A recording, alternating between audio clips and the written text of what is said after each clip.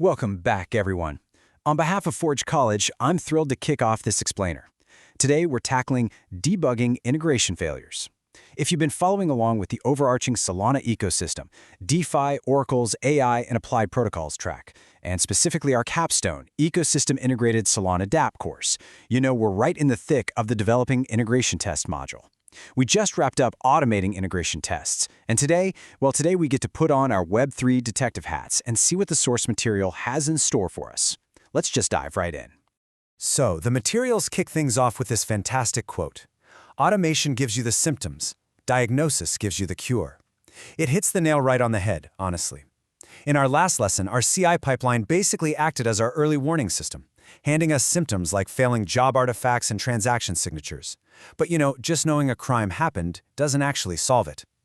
Now it's time to grab the magnifying glass and find that cure. To get us there, here is our detective's roadmap for closing the case. We'll start with 1, the crime, flaky tests. Then move on to 2, securing the local lab. 3, immutable evidence. 4, reconstructing timeline. 5, the interrogation. And finally, 6, the fix. All right, let's start with Section 1, the crime, flaky tests. So, the first phase of our investigation requires us to analyze the rather slippery nature of our primary suspect, the flaky test. This isn't your standard bug that crashes the system every single time. It's elusive. The materials point out a crucial detail here. Automated retries in your CI pipeline are kind of a double-edged sword. Think of automated retries like a well-meaning but incredibly sloppy beat cop covering up a crime scene. When a test fails intermittently because of a race condition, and hey, if you're new to that term, just think of a race condition like two people trying to grab the exact same slice of pizza at the exact same millisecond, the retry kicks in, the test magically passes on the second try, and your CI turns green. The beat cop just kicks some dirt over the evidence and says, nothing to see here, folks. We actually have to strip away those retries to see the raw, unfettered crime scene. Moving right along to Section 2, securing the local lab. Okay, once we acknowledge that the crime scene is a total mess, we need to set up a sterile environment. The materials outline 3 exact procedures to safely mirror the CI job locally, totally free from mainnet interference. Step 1. Start a local solana-test-validator in the background. Step 2. Run npm CI to make sure your project dependencies perfectly match with CI used. And Step 3. Seed a deterministic key pair for your test accounts. If that term is new to you, a deterministic key pair literally just means using a specific mathematical seed so we get the exact same test accounts generated every single time. It basically creates a perfect clean room, which is absolutely mandatory before we even attempt to reproduce the failure. Next up, Section 3, immutable evidence. With our lab completely secured, it is time to gather the raw facts using the exact transaction signature flagged by our CI artifact.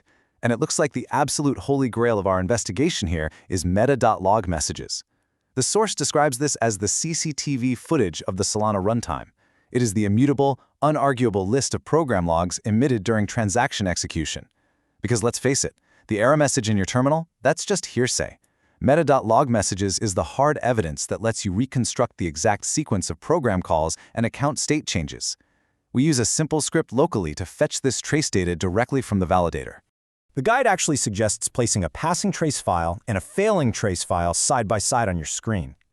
What we're doing here is hunting for the exact moment the state diverges. By looking super closely at the logs, you can spot the glitch in the matrix. Does the failing run suddenly throw an unexpected error? Or maybe, is it missing an event assertion that the passing run clearly has? Doing this side-by-side comparison is absolutely critical for the investigation. Which brings us to Section 4, reconstructing timeline. Now that we actually have the logs and we've spotted the divergence, we've got to piece together the timeline. We need to know exactly who acted, when they acted, and what the state of the accounts was at that precise millisecond. To help us quickly scan thousands of lines of logs, the material provides this incredibly handy decoder ring for structured logging. When you see a trace prefix appear, that's an informational internal state snapshot. It's really great for checking variable values. An event is a high-level action, like a token transfer. And an error, well, that's your smoking gun, telling you exactly why the transaction aborted. Translating logs into this readable format is honestly a massive time saver. Let's look at how this builds into a hypothetical timeline. So, at 1 millisecond, a trace snapshot is emitted. Okay, everything's fine. At 12 milliseconds, an event transfer is recorded. Still looking good. But, boom, At 15 milliseconds, an error occurs and execution is completely aborted. By mapping out the timestamps, the log messages, the program IDs, and the relevant account pub keys, we can pinpoint the exact moment our race condition struck. We've officially established the timeline of the crime. Now for Section 5, the interrogation.